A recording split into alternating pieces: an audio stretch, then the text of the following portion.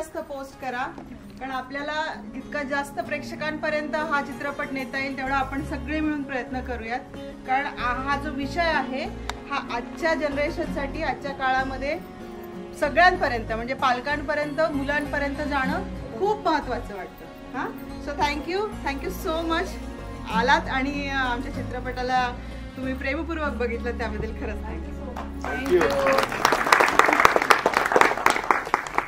खूप खूप धन्यवाद. ज्या प्रकारे पुण्याचा ऑडियन्स आलेला आहे आणि तुम्ही अख्खा थिएटर हाऊसफुल केलेलं आहे त्याबद्दल तुमचे खरंच खूप खूप आभार. आणि तुम्हाला कसं वाटलं हिरो?